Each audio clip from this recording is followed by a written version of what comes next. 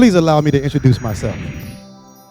My name is Jermaine Lewis, and I am in no specific order a bowler, a barber, and a pickleball player.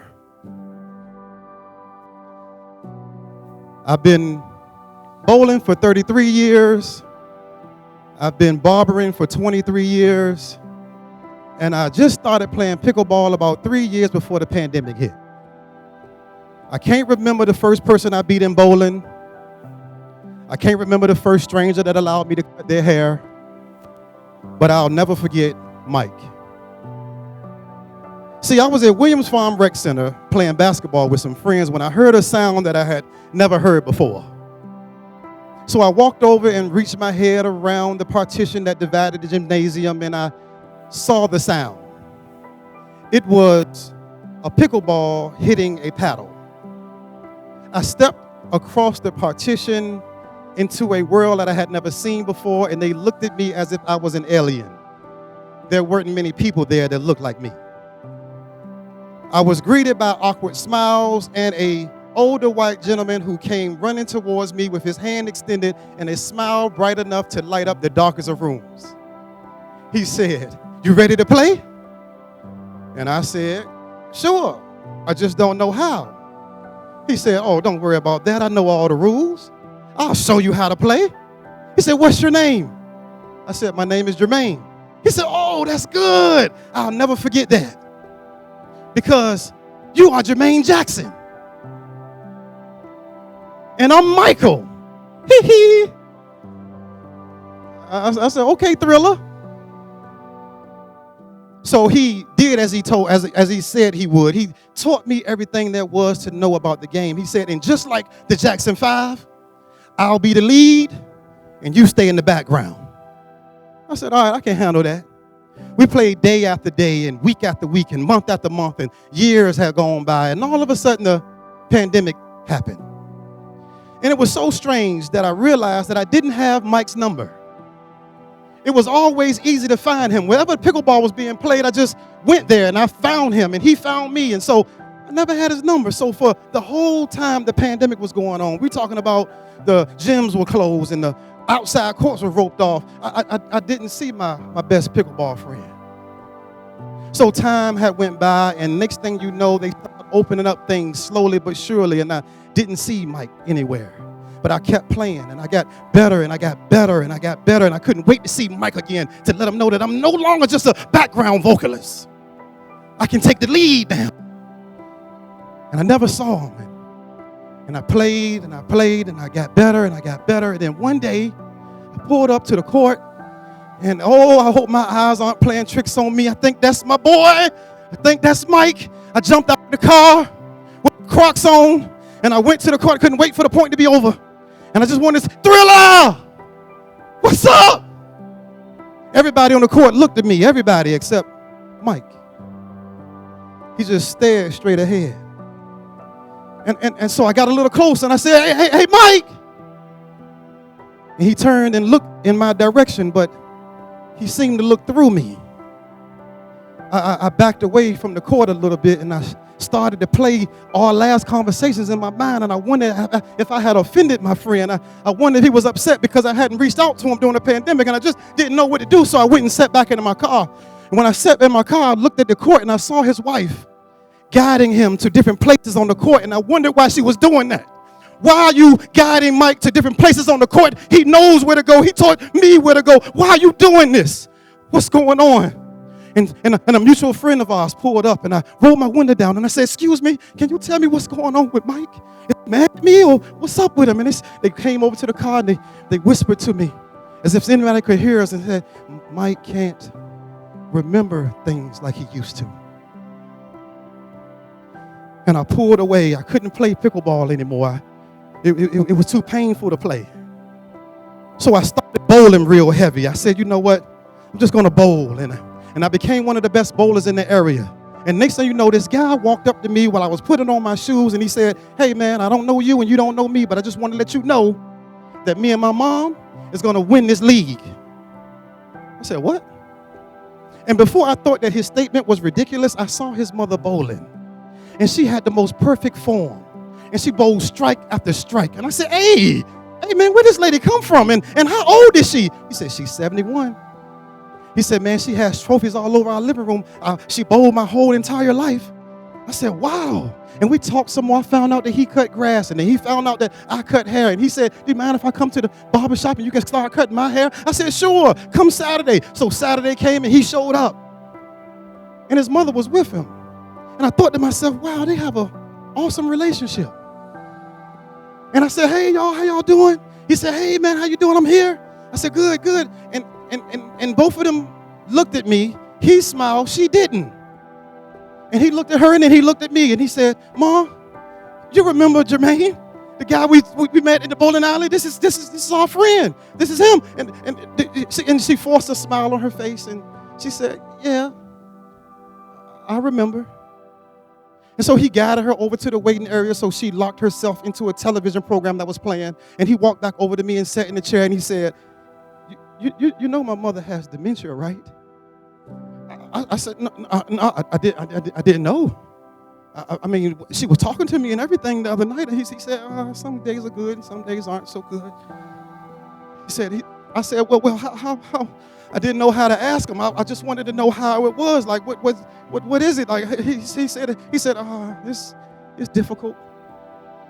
He said, the toughest thing is looking at my queen and she not remembering that she's royalty. He said, it's not difficult loving her, though, because I just use the same love that she used to love me. It's not difficult taking care of her because I just use the same skills that she used to once take care of me. He said, I have to laugh sometime just to keep from crying, though.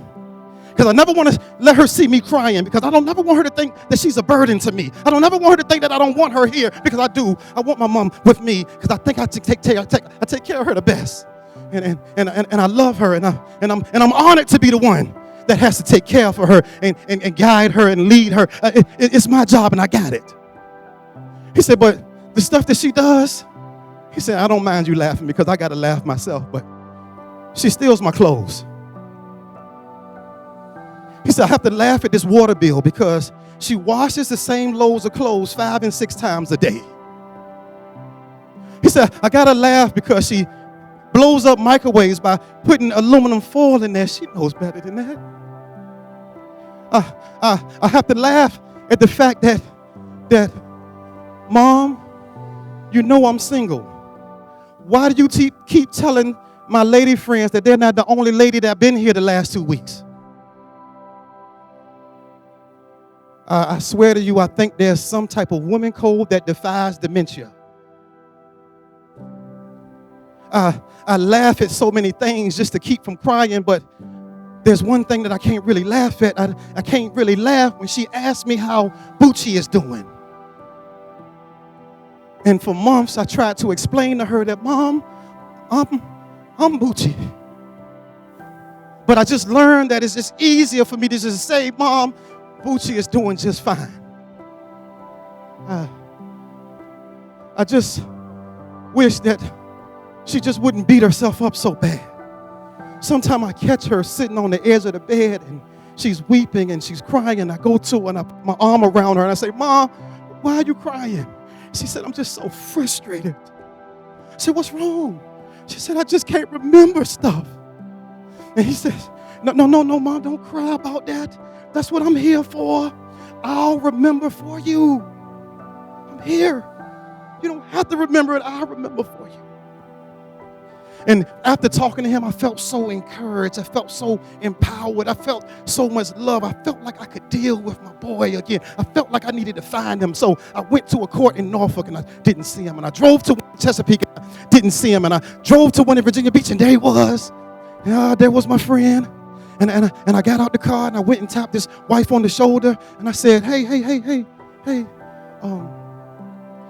I need to play with my buddy Mike again. And she said to me with concern in her face, she said, it's just better if I play with him because he forgets the rules sometimes. And I said to her, ma'am, your husband taught me the rules years ago. I know them and I remember them for him. So I looked at Mike and I said, hey, Thriller, we got some opponents over there that we need to beat. And he looked at me with a knowing smile and said, but this time, you take the lead on the songs. Amen.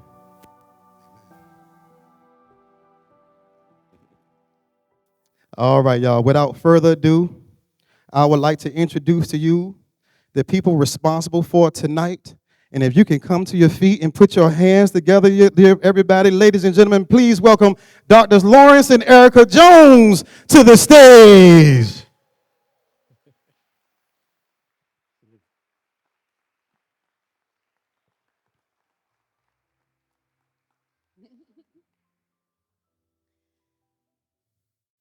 Ladies and gentlemen and distinguished guests, good evening and welcome to the Sapphire and Diamonds Affair, Gala, and Fundraiser. This promises to be a radiant and heartfelt as the cause it supports.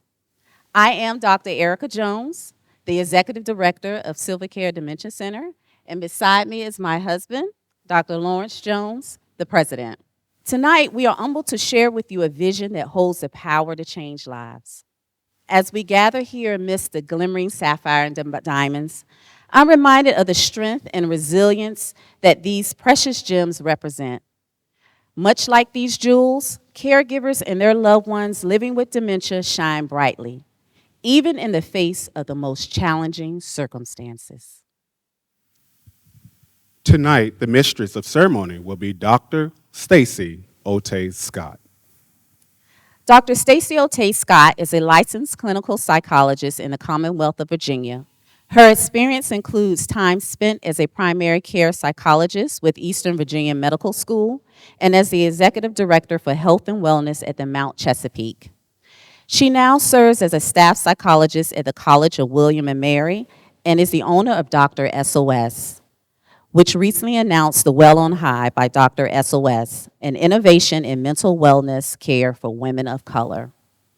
Her media presence has included national radio and television with appearances on the Oprah Winfrey Network, and she is featured in multiple seasons of The Stress Less with Dr. SOS on streaming platforms. Wherever she appears, Dr. SOS teaches each of us how to live life fully through successful relationships. Let us welcome the mistress of ceremony, Dr. SOS. It is truly an honor and a pleasure for me to be here with you all as your mistress of ceremony. I'd like to start out by thanking Dr. Jones and Lawrence Jones for offering me this opportunity to stand before you on this evening with a topic that is very serious and near and dear to their hearts and many of our hearts in this room. Let me share a little bit with you about what we'll be doing this evening. This evening, we'll have the pleasure of going on a journey. As Silvercare Dementia Center shares resources with us and our community focused on supporting people living with dementia and the selfless caregivers who lovingly serve them. Before we go there, because I know y'all been smelling food and probably are hungry, I would like you all to help me welcome Pastor Dwight Linier, Associate Pastor of Calvary Revival Church in Norfolk, Virginia, as he comes to bless the food. That should have a hand clap. Amen, Pastor Dwight.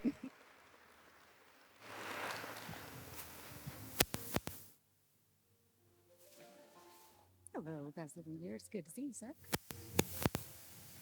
Good evening. You know, Silvercare is special, and I'm going to pray because I know y'all want to eat. But you know what they say, never give a pastor a microphone, you know? No, but, you know, Silvercare really is close to my heart and, of course, my wife's heart because we was blessed with the opportunity to have Silvercare to actually take care and for our mom to be a client.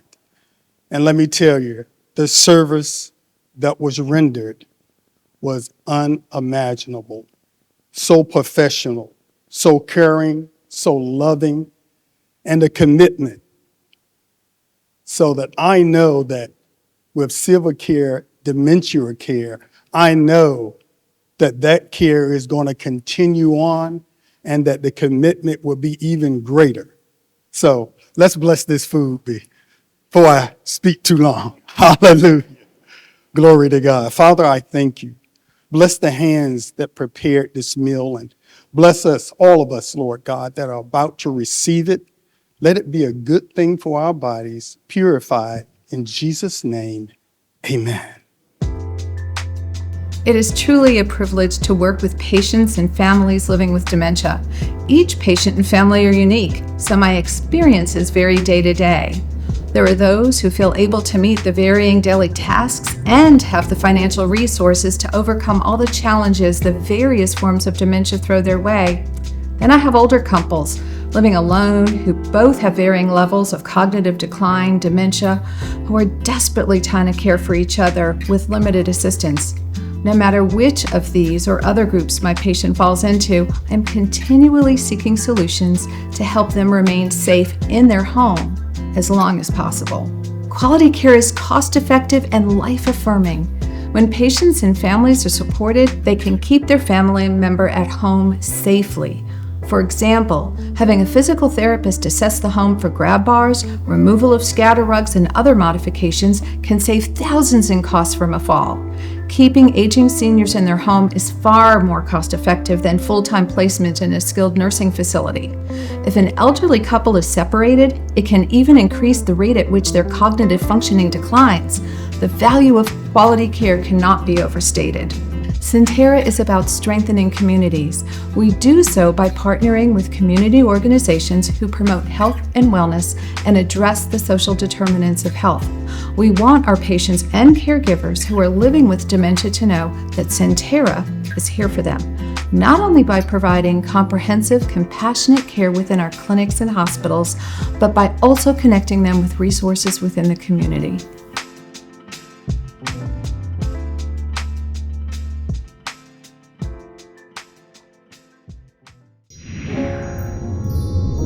Dementia is a set of symptoms that affects the memory, loss of judgment, and interruption in the normal daily activity. Silver Care is a home care agency that was founded in 2017 as a support for myself and my wife, which we are primary caregivers for our grandparents. Silver Care has grown to have a passion for people with dementia and their families, as 10% of our requests for services and clients have some form of dementia. In addition to our services, we are creating jobs in the community. In-home care services are not the solution for all families because it does not cover their every need for support. With the launch of Silver Care Dementia Center, Inaugural, we will provide an additional resource in the community for respite care. The efforts to provide support for caregivers during non-traditional care hours can help caregivers to receive rest and self-care.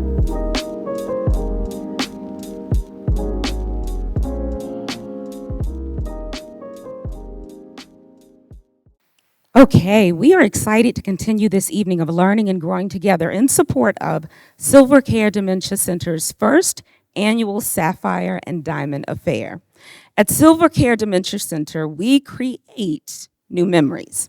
With that being said, please help me welcome Delegate Angela Williams-Graves of the Virginia House of Delegates, 90th District, as she shares special memories and remarks in honor of her mother who had dementia. Welcome, Delegate Williams-Graves. That dress. Thank you. So good evening, everyone. I will tell you this. Number one, it pays to have good staff. Because when I looked at the program when I got here, I texted my chief of staff and said, "Did they tell you I was going to talk?" And she said, "Yes, ma'am." And I cleared it with you before I said yes. I said, "Okay, all right, I got this." And she said, they want you to give remarks about your mom. I was like, "Oh, okay, I really got this." So I am Delegate Angela Williams-Graves, and I bring you greetings from the Virginia General Assembly, where I serve in the House of Delegates. I currently represent the 90th House District, and I am the Democratic nominee for the Virginia Senate's 21st District, which is here in Norfolk. So to all of you who are guests in my city, welcome, welcome, welcome. So as I was thinking about what to say in the few moments I had to get myself together, I made some notes.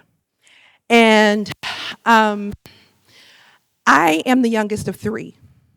I am the youngest of three by 14 years. My sister is 16 years older than me.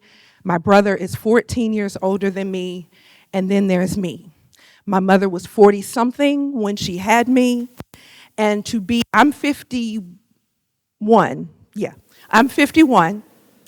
And 51 years ago, to be 40-something and having a baby was old.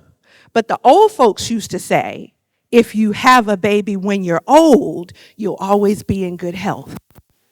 And so for my mother's physical health, that was absolutely true.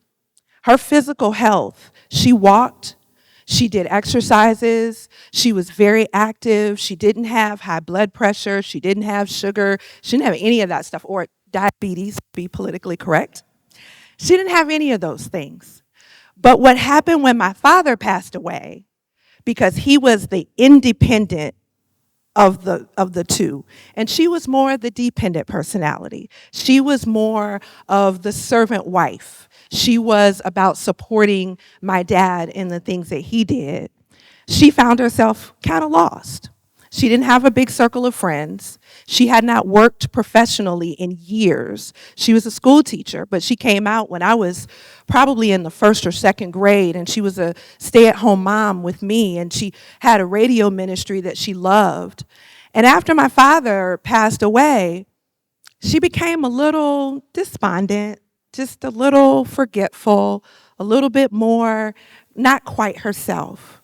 We had to move her from her home, and we moved her into independent living. She was there, she could do activities, things of that nature. But she had not lived. The year my father passed away, they'd been married for 50 years. So she hadn't lived by herself for as long as I am old. And I realize now that that was kind of a big shift, right, for her. So we started to see different things happening to her. We started to see her moving a little bit slower. We started to see her forget more things. She was forgetting to pay bills. Then came the call at 2 a.m. when she had been driving out in the middle of the night because she claimed that somebody was after her, right? Somebody was after her. We got her back home, and upon going through her things, we found dishes in the refrigerator, clean dishes in the refrigerator. And I will give you permission to laugh, because I had to laugh, as a brother said earlier, to keep from really going nuts myself. Honestly, it's not even crying. It's like, why is this happening to me, to us, to our family? And so we found that. And so we had her, she had a meltdown, what I call a meltdown. We took her over to Centera at the geriatric center that they had over at Centera. They did great. They did a great job for my mom. They did some unconventional things to help her, but they were great. Out of there, she came and went into, where did she go? She went to an assisted living type nursing home. But guess what happened then? All the money ran out, because those things are not free. And nobody told us that we needed to save for that. Nobody told us about long-term care insurance, right? Nobody told us that. So then we had to take her out of there, and she came to live with me. And while I had all my moments of, God, why is this happening to my mama? My mama was a good mama. My mama was home. We didn't have 3 or 4 uncles. You know what I'm saying? She was home. I knew my daddy. He was my sister's daddy. He was my brother's daddy. We all had, she was home. She was a praying mama. I would say, Mama, pray for me. And she would say, baby, you got to learn how to pray for yourself. But then she would pray for me. So I would wonder, why is this happening to me? Then came the delusions in her dementia. At 75 or 6 or so, my mama thought she was pregnant. Yeah. Now, here's the kicker. How she did it, I will never know. I would go to work, come back home, and I really didn't inspect her room, right? Because that was her space, right? That was her private space. But one day I went in, I'm just going to see what she's up to, just make sure everything is everything. My mama had managed to collect baby clothes. Baby clothes. I don't know who brought them. I don't know when they brought them. I don't know how I don't know how it happened. But while I was at work, she was on the phone talking to somebody, convincing them that they need, these are true stories. I can't make this up. These are true stories, and these are the things. And so I remember specifically when she would talk about the baby, I was like, look, mama, you have to call Pam about the baby. You know, Pam always wanted to have more kids anyway, so call Pam. Pam will take care of the baby. I'm team no kids, so I'm not doing it. So you call Pam about the baby. And it was just different things, different kinds of experiences that we had. And someone said to me, and I believe it was my pastor, because I was still in one of those, why is this happening to me kind of modes. And he said, you may never know, but accept what you have right now.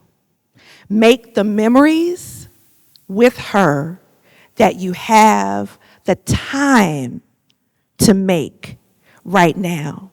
It could be so much worse. So I'll leave you with 2 stories about my mama. We were in the doctor's office, and I was getting my associate's degree from Tidewater Community College. And I said, Mama, I have a real big exam tomorrow. I need you to say a prayer for me. And she came back with her normal response, baby, you got to pray for yourself. But then in the doctor's office, she started to say the Lord's Prayer. I knew that my mama was still in there somewhere, right? And I knew then what my pastor said made sense, that I had to accept where we were, appreciate the memories that we were creating. And from that point, we were able to get folks to come into the house, had great people who came in. And our routine was I would come home and she would say, what are we going to have for dinner? And I'd be like, I don't know, Mama. Let me figure it out. We're going to have something, but I just need to figure it out. And once I figured it out, I would prepare or order something, and we would watch Wheel of Fortune. That was her favorite show. Other than Bob Barker, we watched Wheel of Fortune, and we'd watch Jeopardy. And then she'd say, I'm going to bed now. And I say, okay, Mama, you have a good night. And those are the things that I remember. The last thing I remember was when it got too difficult for me to take care of her by myself. It was me and my sister, and we were kind of either we were shuffling back and forth or she was shuffling back and forth, and it just got too much. It got to the point where I was, literally locking my mother in the house and hoping that nothing happened while I was at work. And so that's one of the reasons why I have so much admiration for home health care workers, because your presence in the home gives those of us who have loved ones with dementia and Alzheimer's, it gives us the ability to have a peace of mind, to be able to go to work so that we can still provide for ourselves and our families. And so the night before we were going to the, she was going into the nursing home, she said, I was giving her a pedicure. We were watching Wheel of Fortune. And I said, Mama, I can't do this anymore. I don't have the help, and I just can't. And she had been all over the place all day.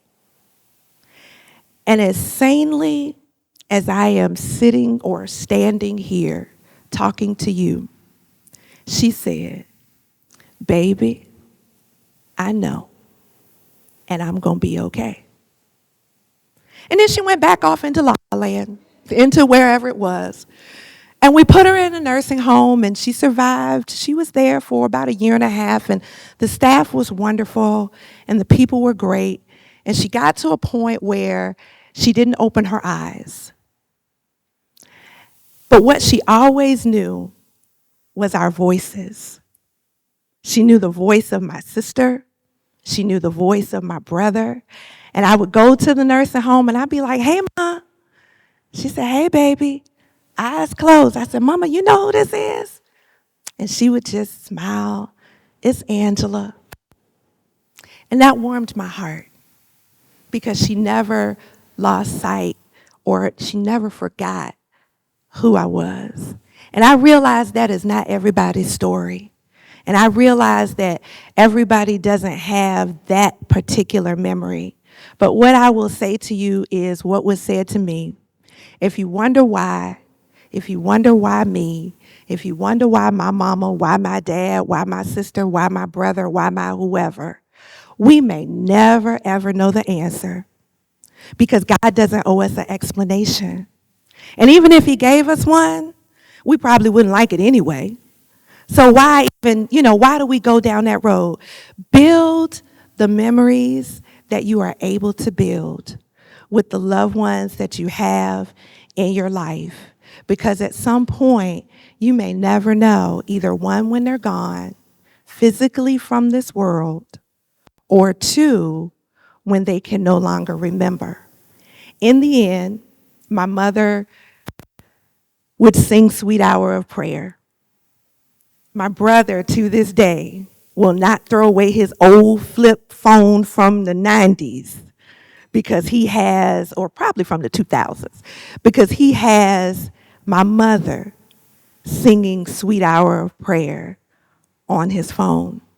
And we all get together, and at Christmas, we listen to that recording of my mom singing Sweet Hour of Prayer.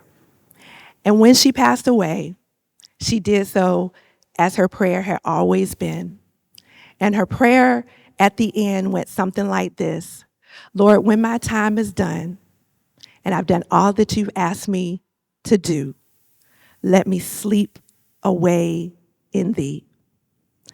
And she went to sleep, and she didn't wake up. She slept away in thee. So those are my memories of my mom. And I hope that it will encourage you if you are dealing with a family member who has dementia or Alzheimer's to just be a little patient, show them a little grace, give them a little mercy, because at some point, it really could be any of us. Thank you for all you do at Silver Care Dementia. Thank you for having me. I have no idea how you found little old me, but thank you so much, and how you picked a topic and a cause that is so near and dear to my heart. Thank you.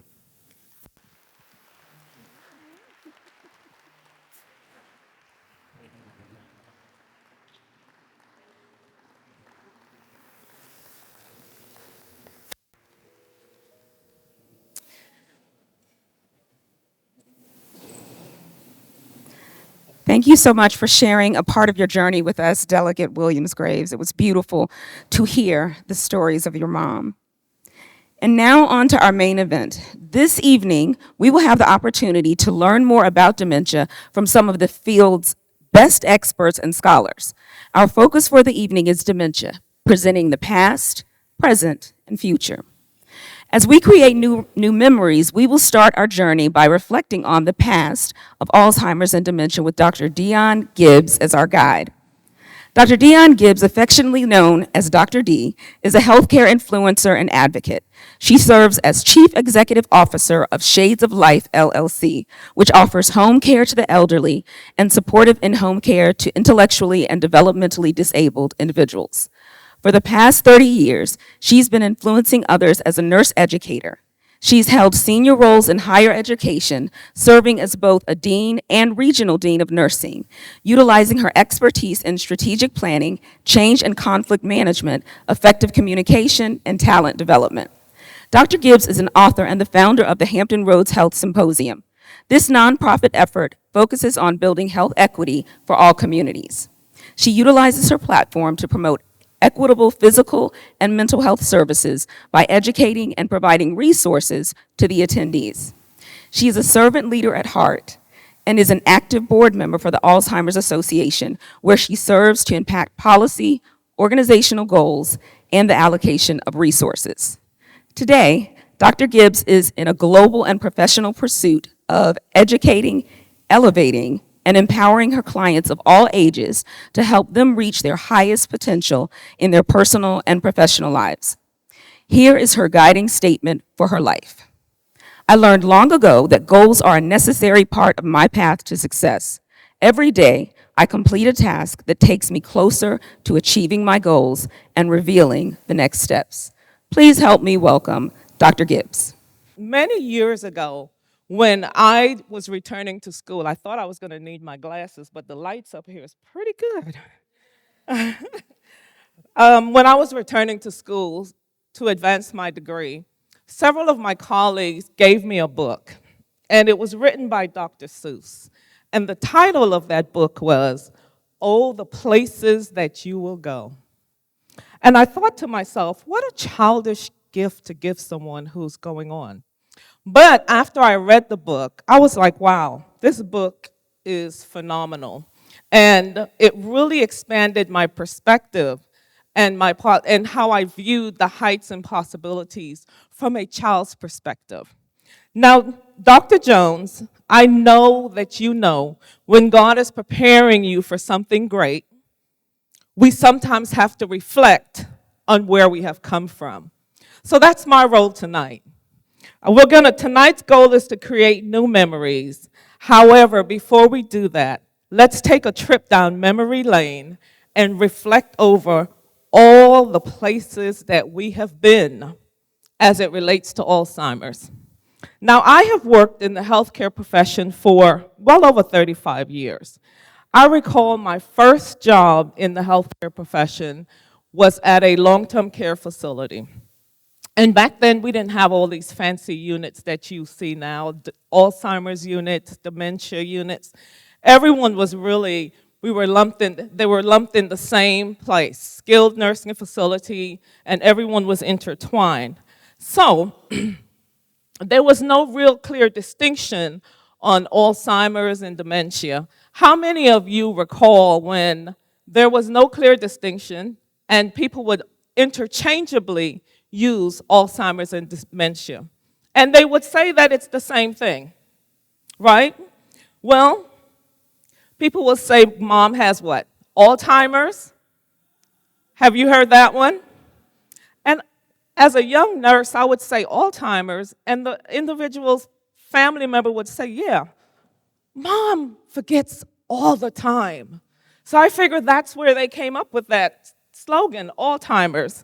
Or the other one that I never quite understood was mom is demented. Never really given us the clear distinction between the two.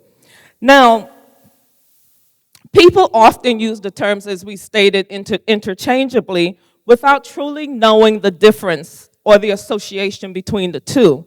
Dementia, as we know, refers to some form of impaired memory or inability to think, reason, or sometimes actually giving us behavioral issues. Now, I believe that the term is used interchangeably because Alzheimer's is one of the most common forms of dementia. And there was really no clear distinction for individuals. So that's one myth that we're going to put to the side, knowing that there is a clear distinction. My second stop as we go down memory lane was the assumption or notion that if mom or grandma has Alzheimer's, then I'm bound to get it. How many of you believe that? That is okay. Well, I saw one person's hand. If a parent or close relative has dementia, that does not mean, by no means, that you will develop dementia or you will develop the disease. A person's chance of developing Alzheimer's is higher if, of course, they have some sort of genetic link. Isn't that correct? However, this does not mean that the children of those individuals will develop Alzheimer's. For most people, family genetics do not cause dementia. But let me say this. This is why it is so important for us as a community to get involved in research and really help to distinguish where we fit as far as our ability to really get Alzheimer's is concerned, because the research is going on, and I'm sure we'll hear about that as the night goes on. Let's take the third stop down memory lane and look at another assumption. And this assumption, I think, is probably one of the greatest that I believe I've heard.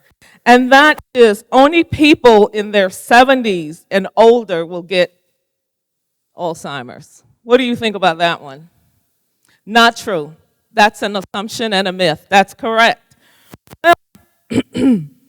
One of the things, even though age is one of the greatest prerequisites that you'll see people with Alzheimer's or dementia with, it is not necessarily the case. Individuals as young as 30 can start to show signs and symptoms of dementia and Alzheimer's. So think about that for a second. The other thing is, I serve a huge population of individuals who are diagnosed with intellectual disability. And some of those individuals have Down syndrome, which is a genetic disorder. Some of them will develop Alzheimer's as young as 40 years old.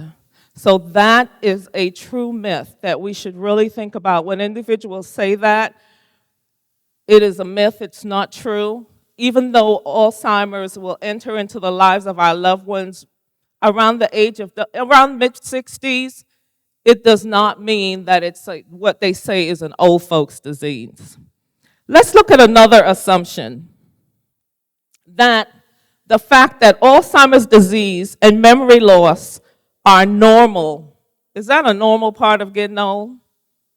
Absolutely not. Many people become forgetful, and that happens. I forget sometimes, where did I put my keys?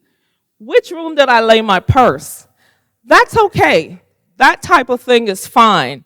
However, what is not okay is when you lose your ability to have poor judgment and make decisions and problem solve. That is not normal.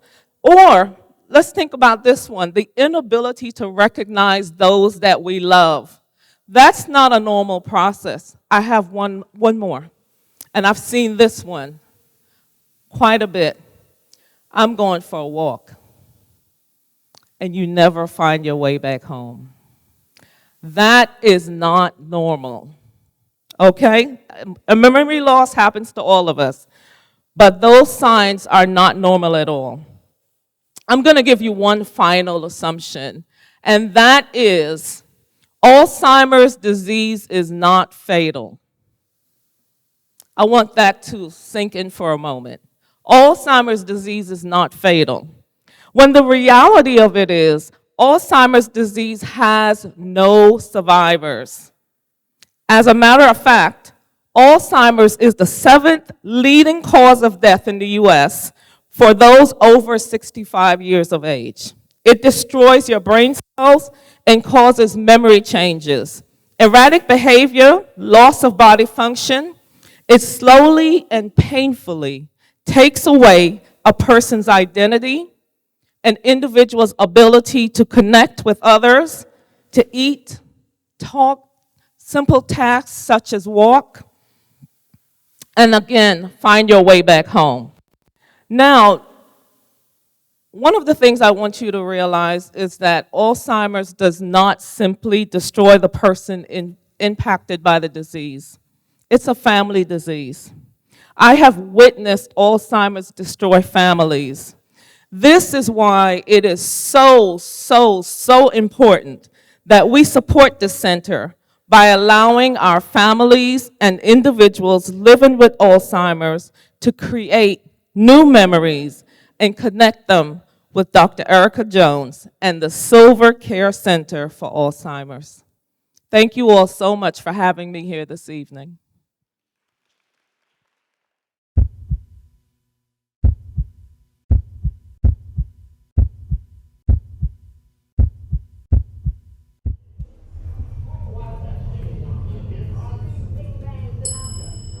Second floor.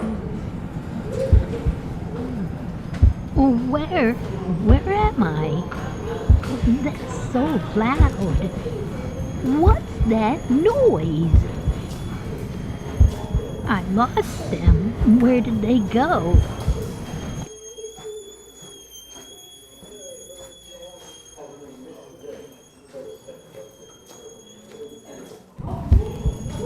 Where did my kids go? Are they down here? Are they in here? I bet they're in here. Ooh, that looks so pretty. The kids and I love the ocean. Oh, I bet the kids are already down playing in the sand. Beautiful. Oh no, the waves are big. I don't see them. They send the kids. Oh, the kids too close. Oh no.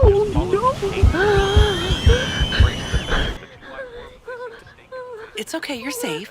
Let's go to your room. Kids find ocean get not We've safe. been over this before.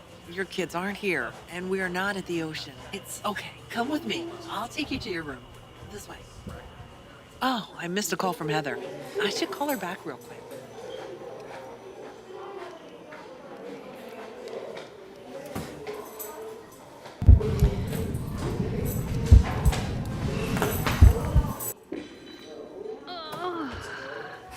Clumsy keys are hurting. Oh, my feet hurt.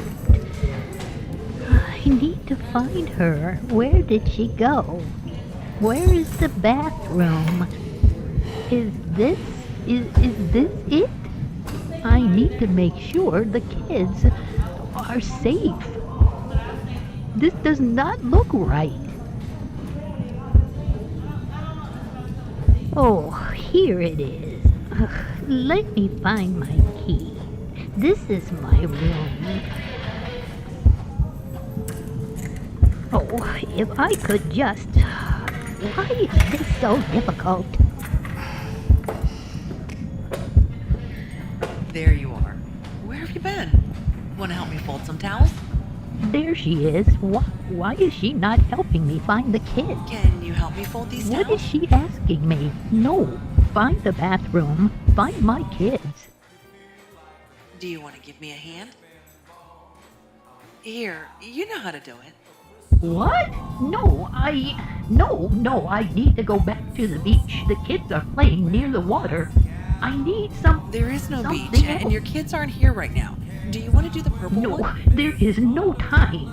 No, I need to go in Where are here. you going? Don't you like helping me with laundry? No, this is where I need to be. It's time for bed. It's getting dark. Where Do you are the need any kids? help?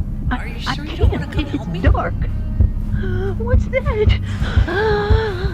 There's a man in here. Where did he come from? Why is he here? I need to get out of here. What is going on? No. You seem frightened. Are you okay? No. You are okay. There was a man. There is no man. It's just me here with you. You're safe. I do get to see. Come out here with me. You're no safe. kids. Oh no. They are close. Waves. Oh, where? Help me. This way. Help. Come with me out here. Find ocean. Kids. No, I can't. No, I can't. It's Where? okay. Who was You're that gonna be man? okay. There No, was it's a okay. man. No, There's no man in there. You're I safe. can't. It's okay. You're No, okay. No. You're okay. As we create new memories, we can look with hope to our future. Dr. Trevonia Brown Hughes will share her research and the future direction of Alzheimer's and dementia. Dr. Trevonia Brown Hughes is an associate professor in the School of Pharmacy at Hampton University in Hampton, Virginia, and an assistant community professor with Eastern Virginia Medical School in Norfolk, Virginia. She's also a caregiver to her father, who has vascular dementia. Dr. Brown Hughes currently serves on the board of directors for the Southeastern chapter of the Alzheimer's Association and was appointed to the state Alzheimer's disease and related disorders by Governor Ralph Northam in 2020. Her research interests are grounded in the study of cognitive aging in minority populations, Alzheimer's disease, and health disparities. As a Johns Hopkins University Resource Centers for Minority Aging research scientist, Dr. Brown Hughes' current research focuses on the identification of differential risk factors for the early progression of Alzheimer's disease and the awareness and knowledge about Alzheimer's disease and dementia among midlife and older African Americans. She was awarded grant funding by the National Institute on Aging in 2022 to conduct the Black American United Memory and Aging Project, Where Are We Going? Please welcome Dr. Brown Hughes. It is truly an honor to be here tonight. I am Trevonia Brown Hughes, Associate Professor at Hampton University, and I believe that the future of Alzheimer's disease and dementia is prevention. How do we keep from even developing the disease or slow down its process? Next slide, please. We all know the importance of maintaining brain health. What is good for the heart is good for the brain. The importance of staying socially engaged, not isolating yourself, stimulating your brain with activities like crossword and Sudoku. The importance of staying physically active and getting enough sleep, managing chronic conditions like blood pressure, high blood pressure, and diabetes, and also adapting a healthy diet and weight. Are we stressing these strategies enough, though, in middle age, as opposed to when a person is 65 or older? We know about the fact that Alzheimer's disease and the symptoms thereof can start 10 years before a person will show any signs or symptoms. To add, there are also, next slide, please, on the horizon, disease-modifying treatments that can slow down the progression of the disease before it can destroy the brain.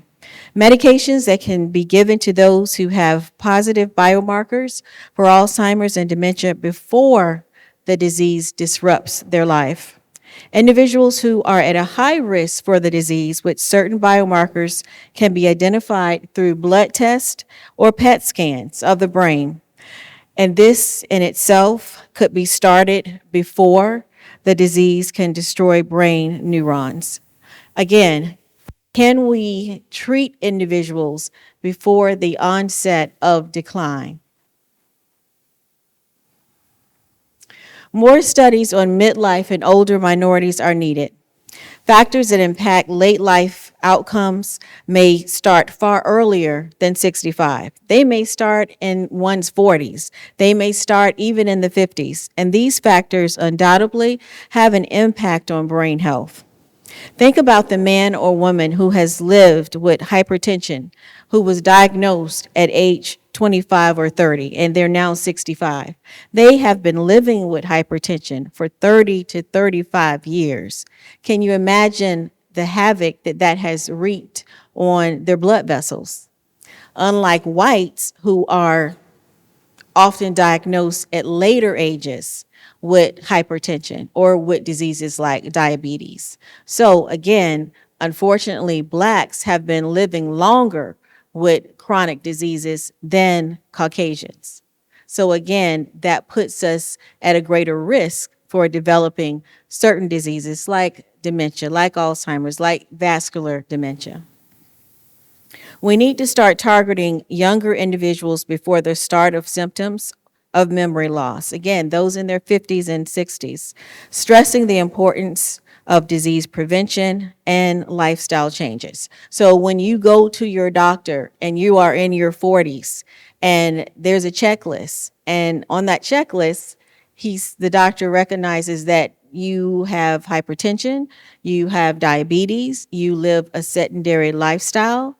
All of these things put you at a greater risk for developing dementia, vascular dementia, or Alzheimer's disease. So in your 40s, your doctor should be telling you, hey, maybe it wouldn't be a bad idea now for you to make some lifestyle changes, while you can still have an impact before the onset of symptoms, okay? Unfortunately, in our country, we don't necessarily do that. It's not until a person is in their 60s or they're 65 that the doctor starts to advise us about prevention and lifestyle changes. Also, too, if you think about it, again, think about Miss Jackson, someone who had 4 degrees and was absolutely brilliant and developed Alzheimer's. And then you can think about Mr. Jones, who may have been 79 and the same age as Miss Jackson. And Mr. Jones may have taken a drink every day of his life and gone to the casino. And if you ask him for the latest lotto numbers, he could tell you right off the top of his head. And he's fine. And so the question becomes, why? Why is he so different from, Miss Jackson? Was it the environment that he was raised in? Was it racial trauma or stress that he may or may not have been exposed to? Was it the fact that he was diagnosed with hypertension at age 40 as opposed to 25? Again, these are some of the things that we need to study and we need to know. It's not enough to know how we compare to whites. We need to know, how do we compare to each other? We are often grouped together as one homogeneous group and compared to whites.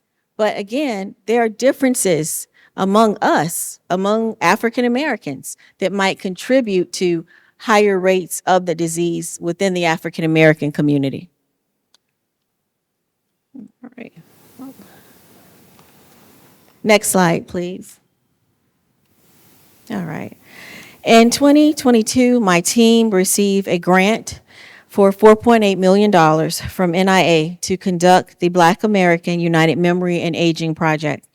The study itself will use an innovative, entirely internet-based collection strategy of data. Next slide, please. Just to give you a little background about what led me to do the study, African Americans are twice as likely to develop Alzheimer's when compared to whites. Alzheimer's disease is the 6th leading cause of death, but among older African Americans, it's the 4th leading cause of death.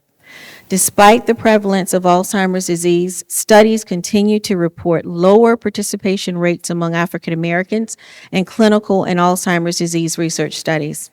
African Americans account for less than 5% of clinical trial participants. This lack of participation among African Americans in research has led to limited generalizability of study findings and uncertainty regarding what puts African Americans at a higher risk for developing dementia and Alzheimer's disease. When clinical trials are done and guidelines are set and medications are prescribed, they're given to all people, but unfortunately, many of the clinical trials that were run to determine the dosage amounts and to determine, how effective a particular medication is or what are the side effects, weren't done on all people. We are often not present during those clinical trials. Next slide, please. All righty.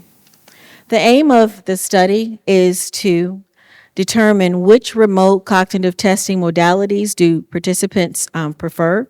Do they prefer to take a memory assessment using a PC-based computer, or would they prefer a smartphone in which a memory assessment could be downloaded to a smartphone or they'll receive a smartphone?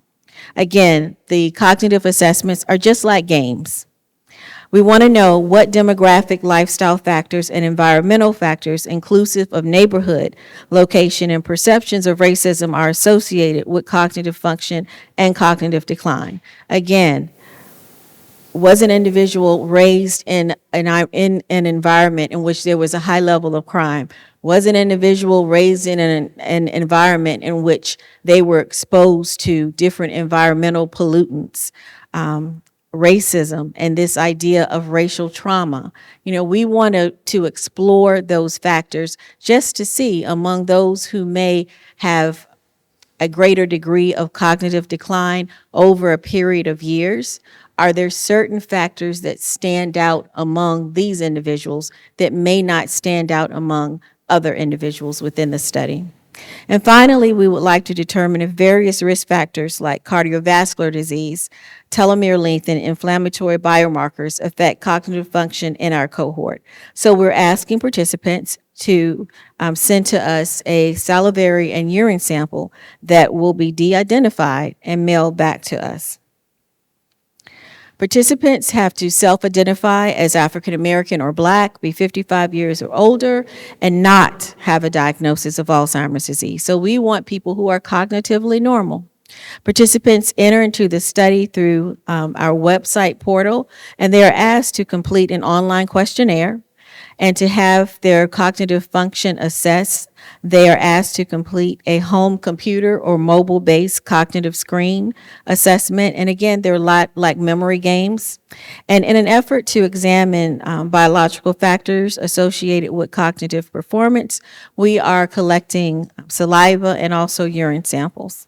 Of course, participants are compensated for up to $250 for their time. Everything can be done in the comfort of a person's home. We are not asking them to take a pill or using any needles, okay? Everything that we're asking our participants to do can be done on the computer. This is a snapshot. Next page, please.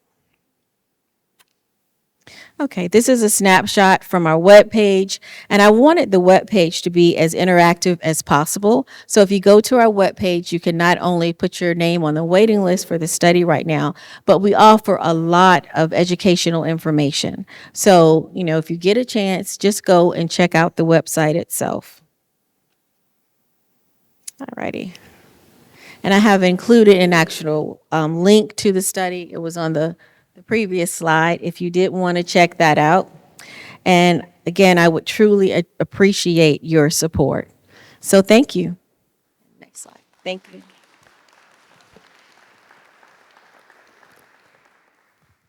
As we create new memories, we have to consider the ongoing support that's needed for this work to continue and the needs of the caregivers who support those who have a dementia-based diagnosis. Dr. Erica Jones will discuss why we are here in support of caregivers and the fight against dementia. Dr. Jones and her husband, Dr. Lawrence Jones, started Silver Care LLC, a non-medical home care agency, in 2017, in part to meet her grandparents' needs and help them maintain a long, prosperous life. Dr. Jones' experience as a full-time caregiver led her to meet many families going through the challenges of caregiving while simultaneously working and raising families. She recognized the need for additional respite care options for caregivers supporting people with Alzheimer's and dementias as they remain in their homes. As a result, Dr. Jones started a nonprofit 501c3 called Silver Care Dementia Center, Inc., with the goal of closing the gap in caregiver support. Silver Care Dementia Center will provide an adult night program for people living with dementia in a safe, pro-social environment. This will afford their caregivers the opportunity to receive the respite, self-care, and rest they deserve. This will also give them an opportunity to engage in additional dementia care education. Dr. Jones knows the importance of a better quality of life, and her vision is to reduce the profound effects of dementia by promoting self-care, health, and wellness. Please help me welcome Dr. Erica Jones.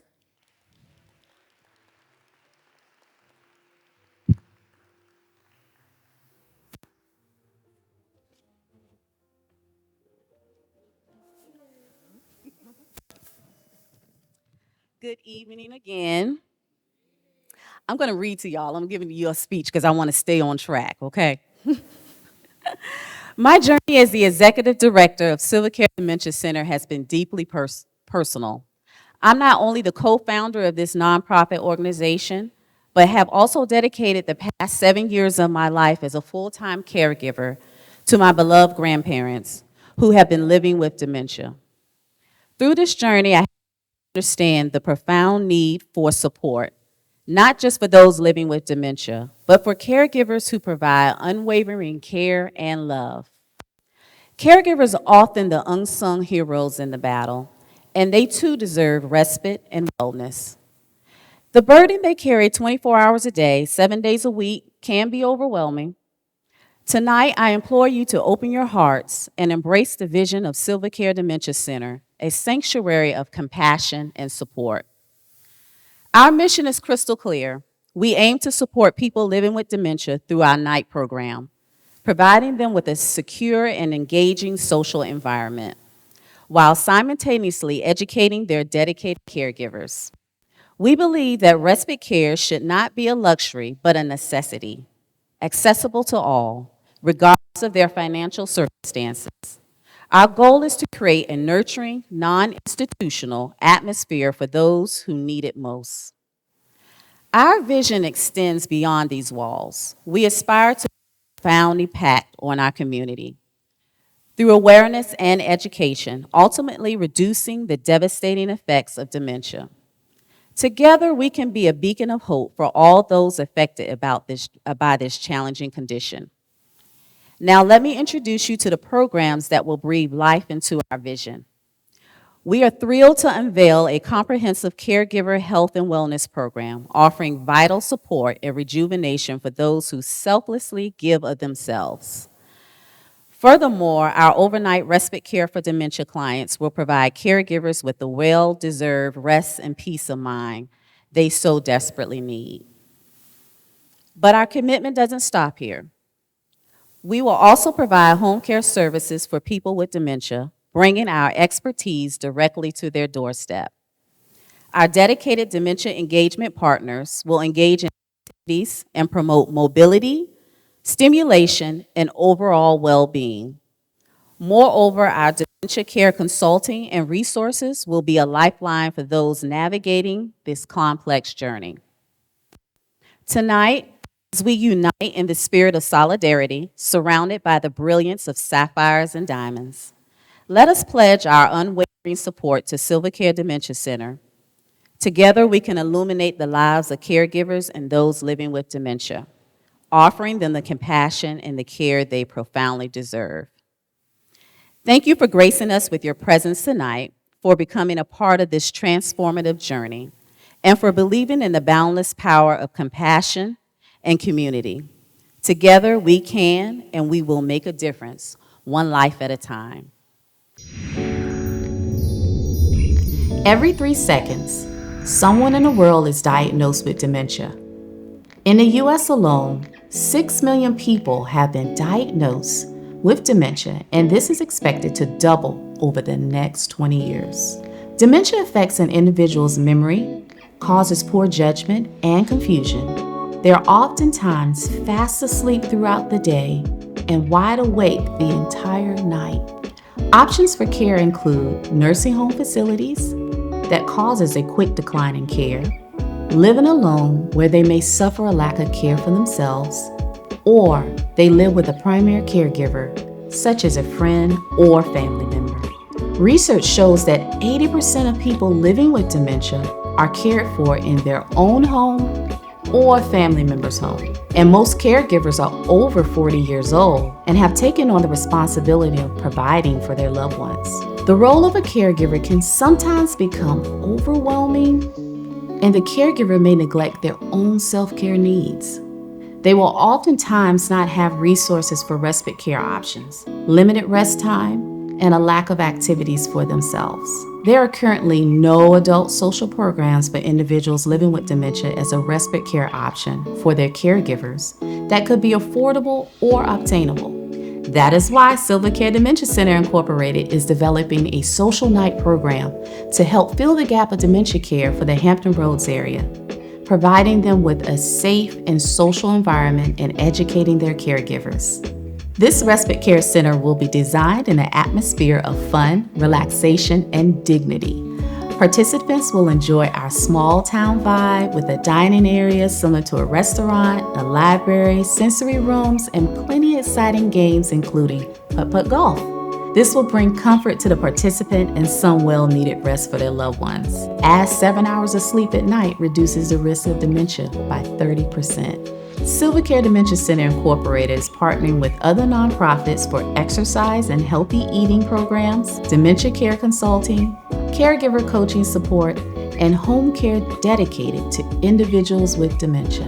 We need your support in helping us reach our goal to raise $75,000 over the next 12 months, which will assist us in obtaining a new space, build out, supplies, and staff training. Our vision is to impact the community through awareness and education to reduce the profound effects of dementia. We're so excited to be partnering with you in creating a better quality of life for individuals living with dementia and their caregivers.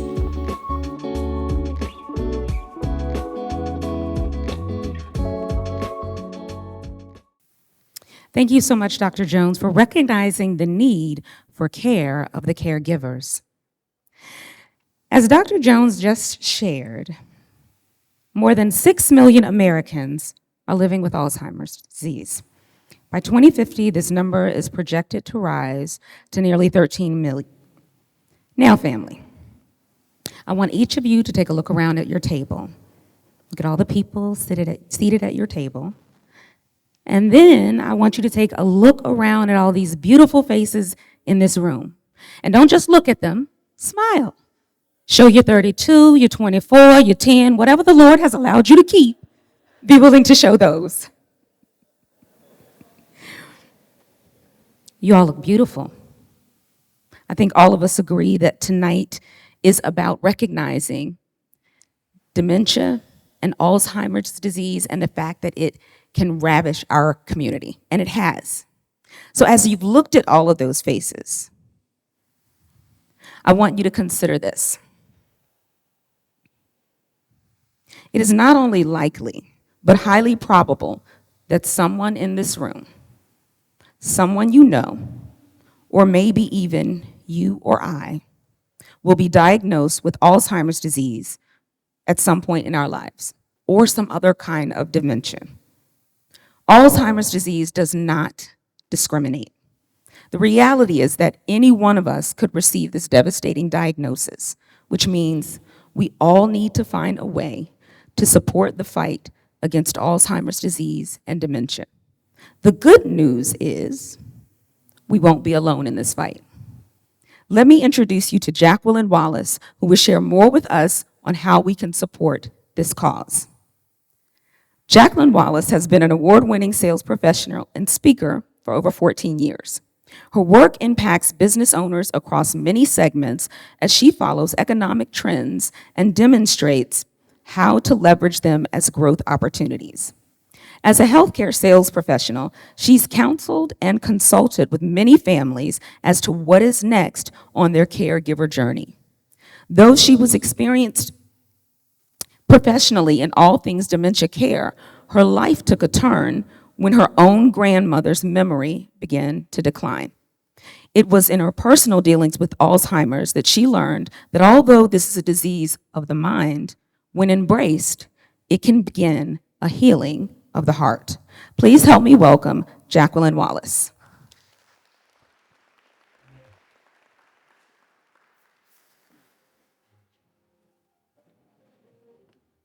Hello. Thank you. He said, "Would you like to take my hand?" I said, "Absolutely. If anyone's going to trip, it would be me."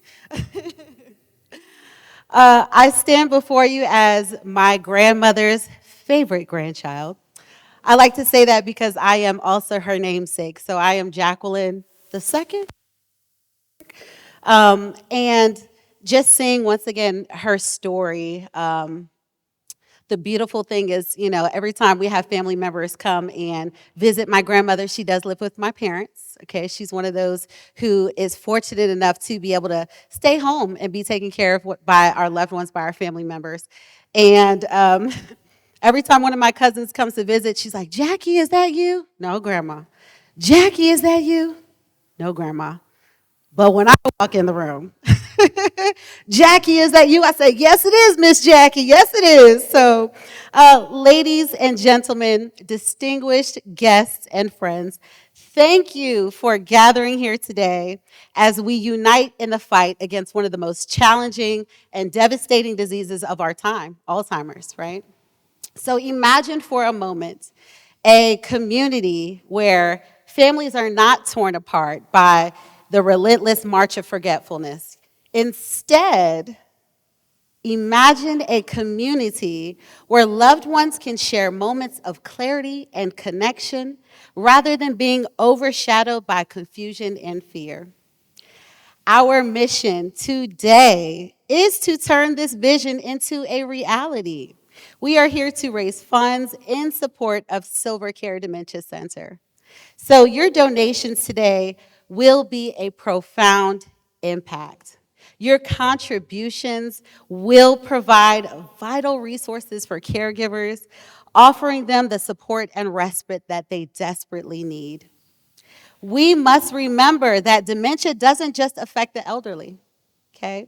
It impacts people in the prime of their lives, robbing them of their careers, their dreams, and their dignity. It steals not only their memories, but also their ability to plan, to laugh, and to love. But here's the beautiful part. We can make a difference. Every dollar that you give towards that $75,000 goal is going towards offering support to those families in need and to raise awareness about dementia. So your generosity has the power to change lives. I need you to believe that. So I implore you, let your heart guide your hand today. Make a donation, no matter how big or small, because every contribution counts. Your support is a beacon of hope. It is a lifeline to those that are affected by dementia. And it's also a testament to the strength of our collective resolve. So we have a couple of different asks. Not only do we ask you to open your wallets, but also tell a friend, right? Tell a friend. So if you all can just real quick open up your phones, okay? Go to Facebook, and I want you to follow Silver Care Dementia Incorporated, okay? Also, please follow Dementia Talks. So Dr. Jones has riveting conversations on all things dementia and Alzheimer's care and support as well. And then also, please, you can also go to their website, go to www.silvercareforyou.com. But also tonight, you can see on your tables, there are QR codes that you can scan, and that is where we can also collect your donations as well. So as you can see on the screens to my left and right, we have QR codes that are listed right here as well. So there's a lot of different ways to give. What a blessing, what a blessing. Also, do not forget that donations are tax deductible as well. So for those of you who own businesses, for those of you who are blessed to be able to give, please give generously and know that your funds are protected and they will be making an impact. Thank you. Dementia is it's complex. I think it's such a mean disease because parts of their brains is literally dying. So my mom, there was times where, she went from knowing things to forgetting things. So it was kind of hurtful to watch that decline, and she would be kind of in and out with her memory. And it's sad to see someone go through that, and I had to watch my mom go through that in the decline. So I didn't know at 19 my journey of a caregiver would lead me to now have my own organization to where we're offering support to caregivers. So the need that I saw is caregivers making time for themselves. Suicide rates are high with caregivers. The caregiving journey is lonely. Sometimes you feel isolated. So we want them to know they're not by themselves. They're not alone. There's an organization that can keep you knowledgeable, keep you encouraged. I really love what Silvercare Dementia Center is doing because they're also a resource for caregivers who take care of loved ones that have dementia. Caregivers, don't despise your journey. I didn't know that at 19 and taking care of my mom would lead me to having an organization where we now can offer support to caregivers. So be faithful to your journey. You don't know how God will use your journey to impact the lives of others or even change the world. You know, your journey could be the game changer for somebody else.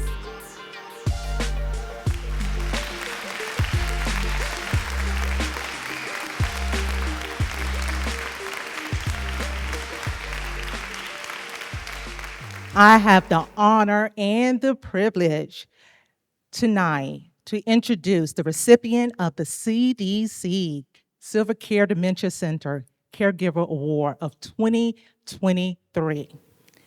At the age of 19, Lashina had a great responsibility in taking care of her mother with dementia. Her number one strategy in maintaining her overall well-being was through prayer and also through her relationship with Christ. Her motto is never despise your journey because you never know who you're going to help along the way. Today, she gives back into the community with her own 501c3 caregiver association. And she is awesome in how she helping to care for other elderly caregivers. We would love to introduce her tonight. Let's welcome and let's give her the honor and privilege of this award, this Silvercare Dementia Center Award tonight. Let's introduce to you all, Lashina McBride.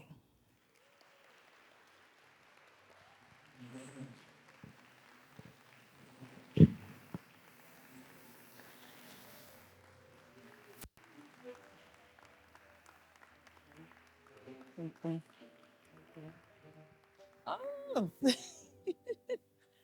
Wow. First of all, I have to give God glory because all things are possible through him, and I couldn't make it through my journey as a caregiver, and I can't make it today if I didn't have Jesus in my life. So God get the glory because Jesus is the plug. Thanking Dr. Erica Jones and Dr. Lawrence. Thank you for just having your organization and thinking about the people who have to take care of their loved ones who have dementia. Like I said, I didn't know at 19, that the journey, we have to take on a journey of being a caregiver, but I'm glad I did because God knew. And it led to me having my own organization, We Support Caregivers, where our mission is to encourage and empower individuals who care for their elderly loved ones to cultivate and focus on self-care. So I just thank God for the journey. And like, Siobhan said, yes, that's my motto. Don't despise your journey. You don't know how God will use your journey to bless somebody else, to impact the lives of others, and even change the world. So thank you. I have the privilege of tonight to be able to recognize two individuals that has tremendously been a blessing in my life and also Erica's life as well. One of the things that this person has been able to do for the last 13 years is their leadership style is impeccable. I am honored to be able to sit up under them and under their tutelage. And this reward today of recognition for me I was very grateful to be able to stand here and give this award. They have been tremendously a blessing to Silvercare Dementia Center. I had a script and I'm changing it. I really want to think as these two individuals stand. They did not know they allowed me to have 15 minutes of their time to speak to them, to give about the mission and the vision of Silvercare. And right at the end of that meeting or that gathering, they both stated that they wanted to be the first donors consistently with Silvercare. I am so grateful they have blessed Silvercare Dementia Center greatly. I'd like to honor Associate Pastor Jimmy Jones and Deaconess Jones to come to the stand, please. Thank you. Wow. Giving honor to God, my Lord and Savior Jesus Christ, to those that are gathered here today. It's an honor just to be here. But we have a sister-in-law that is going through dementia right now. And the road has been rough. I saw the skit. I saw all the speakers today talking. And it brought back fond memories. But I'm telling you, when we talk to our sister now, although she may not remember the past, we stay in the present, whatever it may be. We encourage her heart. We meet her where she is, and we enjoy the journey. Because we will never know when our loved one would never be with us again. Well, ditto what my husband said. And this journey really encouraged us to even talk to others and help others. And there's so many people that's going through and not realizing what their family going through. And so we're just here to bless, talk to them, encourage them, and do whatever we can do. Because I love everybody, but I truly love my family and really stick there with them regardless of what they're going through. We know, we've been through a lot. We thank you for the Joneses. This is a surprise to us, we had no idea. But once they told us about this ministry, ministry, I call it ministry, we told them definitely, we are there 100%, and we will continue to be 100%. And so I encourage each of you that have not given, done anything, this is the time to do it. Thank you. God bless.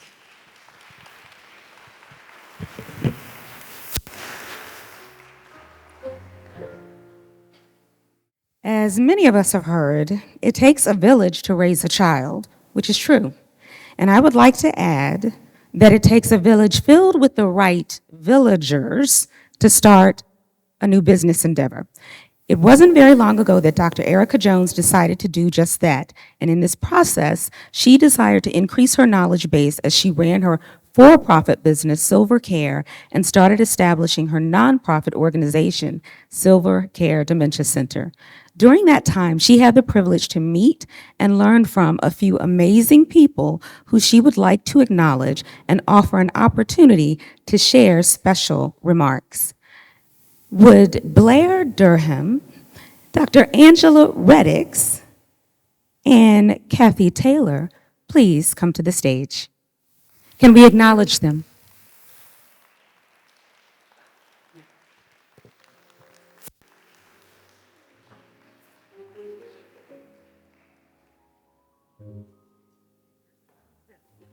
Hello, yes, ma'am. Good evening. Learned a whole lot tonight about dementia and Alzheimer's. I didn't know a whole lot coming into the room tonight, but I do know a little bit about Dr. Erica Jones. She is a fantastic entrepreneur, a collaborator, an influencer, as well as a thought leader.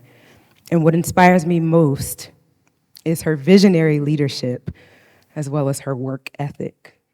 In the pursuit of her goal, she undertakes study, mentorship, so that she can execute with precision. Along with that, Dr. Jones leads from a place of pure heart and passion. I listen as she shares her strength in caring for her grandparents, her resilience and her perseverance, evidence that she is who she is in every environment. And when Dr. Jones shared the vision for this project, I could see it as clear as day, the need for it and the way that she would execute it.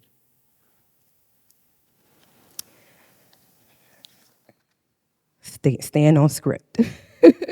Not only is Dr. Jones a member of Black Brand, our Regents Black Chamber of Commerce, she is a graduate of 2 of our programs, B-Force Accelerator, as well as the Impact Collective, where she received dozens of hours of technical assistance to strengthen her business plans, as well as funding to propel her dreams. Dr. Jones, you are the reason we founded Black Brand. So it brings me great pleasure on our 7th anniversary, in like 2 hours, to share these words in support of you. This community thanks you. You could take your talents anywhere, but you lend them here, you invest them here, and we're indebted to you. Thank you. Last thing, wait. I wanted to say thank you for your innovation in the healthcare space. And may you always, always, always find success. I love you. She can see you. Well, good evening. It's so wonderful to spend the night with you all. It was April of 2022 when I had the opportunity to make a phone call to Erica and announced that she had been selected by a panel to participate in the annual Reddick's Rules cohort number 3. And I remember that call because Erica was like in shock. How could I have made the cut? And I'm thinking, I actually saw her video, and I don't know many who were more prepared for an opportunity as Erica was. And so I remember meeting her and the other members of the cohort at Mountain Trashmore to announce, the media was there, that they were going on this journey. And so she reported to Chesapeake for the week-long immersion program where they learned operational excellence, resilience, and then they were eligible for a couple of dollars, well, a couple $1,000. Okay, really $20,000, I believe it was. So Erica, during that time, I was able to spend 40 hours in the classroom with these 10 women. And Erica always came in, first of all, dressed like she was like going in for an MBA program. That's number one. Number two, she was prepared all the time, meticulous about every step. And she inquired about the family legacy. And that's where we connected. Throughout this experience, I got to know not only the businesswoman, but the heart of Erica. And I have to say that while the program continued, that spark continued. And so when it was time to pitch in front of audience of 300, 400, she took the mic and she brought home the prize with her pitch. She brought home the prize because I am sure that everyone heard from her the love she had for her grandparents. And I am, as an entrepreneur, as an employer, what I know is when you lead with love, it all falls into place. Love is patient, love is kind. And I will say that listening to everything tonight, all the caretakers, I have to tell you, it's the patience, it's the kindness, it is that love that will be the lasting memory of those who we have the honor to take care of. So I say to you, Erica, congratulations on having the vision. Congratulations on continuing to make that vision plain. And I am so honored that you would think of me to be here to help you continue to run towards the vision. No matter how dark it may seem, no matter how it seems that you're alone, just know that you are exactly where you're supposed to be. For everything that you've gone through, this is your time, and I am delighted to partner with you on it. Thank you.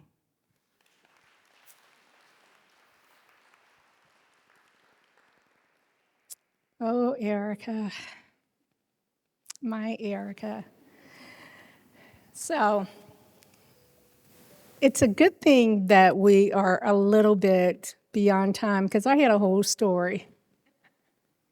But she said, don't tell it, so you get a pass because of time. But here's my words to you. She cares.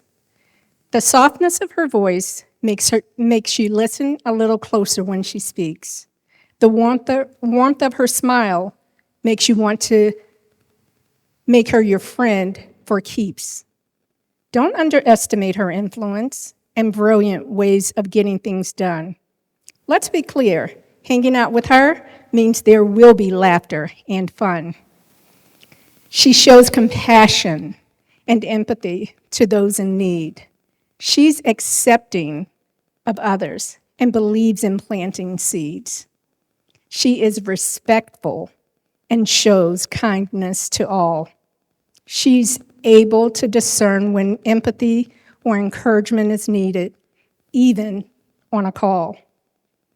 She is a servant-hearted leader who is always willing to share. She is Dr. Erica D. Jones, and she cares. I love you. Oh, but there's more. So, what everyone did not know, the reason that this event is taking place during this time is because tomorrow, am I correct, tomorrow, is a very special day for our dear Erica. It is Erica's 50th birthday tomorrow. And can I say, doesn't she look good, y'all? That's on. So, Erica, I'm going to ask you to come to the stage, please.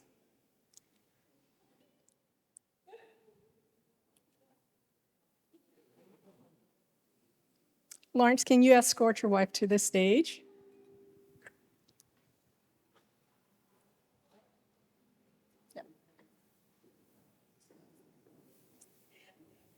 It is only right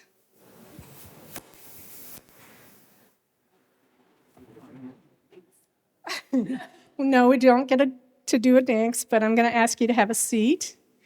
And as we close out this evening, it's only right that not only is our dear Erica serenaded. I'm going to start it off. Can you guys help us out? Ready? Happy birthday to you. Happy birthday to you. Happy birthday, dear Erica. Happy birthday to you.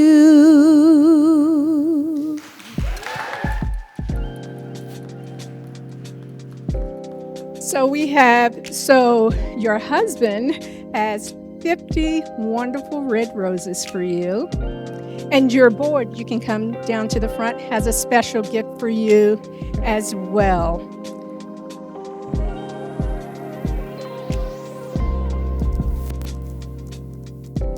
And with that, I say a big thank you to everyone for attending this evening and making Silver Care Dementia Center's Sapphire and Diamond Inaugural Affair a success.